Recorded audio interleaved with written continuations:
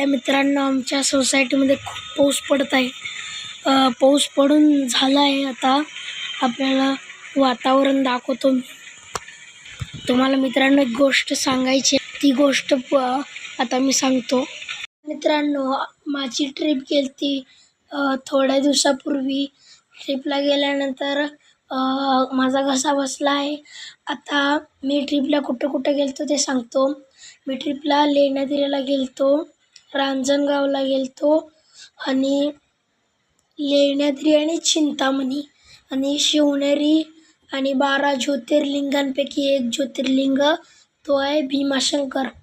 4 अष्टविनायक, 1 ज्योतिर्लिंग आणि 1 किल्ला असं आम्ही पाहिलो. आणि देहू आळंदी. आता मी ट्रिपला गेल्यावर आम्हाला पैसे अलाउड होते, मग मी थोडं सामान आणलं आहे आणि मम्मीला ते सगळ्यांना देण्यासाठी गिफ्ट आणलो आहे. ते गिफ्ट दाखवतो तुम्हाला. पहिलं गिफ्ट आणलो आहे हे माझ्या बहिणीसाठी पर्स.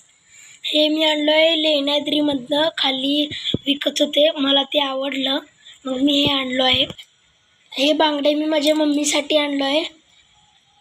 अजून दाखवतो, सुंदरशी मोत्याची माळ.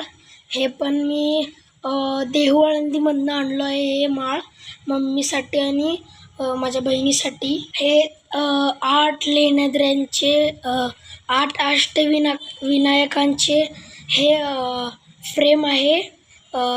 ते मी घेतलं आहे माझ्यासाठी. हे गणपती पण घेतलो आहे मी. एक हार घेतलो आणि आणि एक गणपती घेतलो.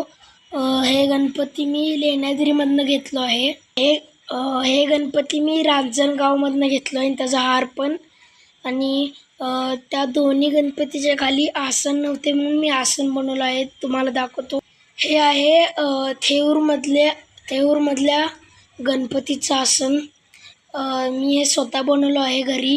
हे आहे रांजणगावमधल्या आणलेल्या गणपतीचं आसन. मी हे छानसे एक भीमाशंकरमधून एक लिंग आणलं आहे. त्याची मी दररोज पूजा करतो.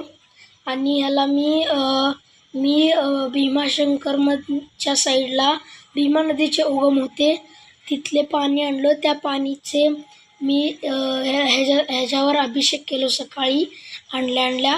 काल मी ट्रिपवरून आलो होतो. अजून काही गोष्टी दाखवतो. हे देहू आळंदीमधलं प्रसाद आणलं आहे मी घरात. तुम्हाला जर हे मी आणलेले माझ्या घरातल्यांसाठी द्यायला वस्तू आवडल्या असेल तर लाईक, शेअर, सबस्क्राईब करा व तुम्ही पण आणून द्या आपल्या आईवडिलांना असे गिफ्ट. धन्यवाद.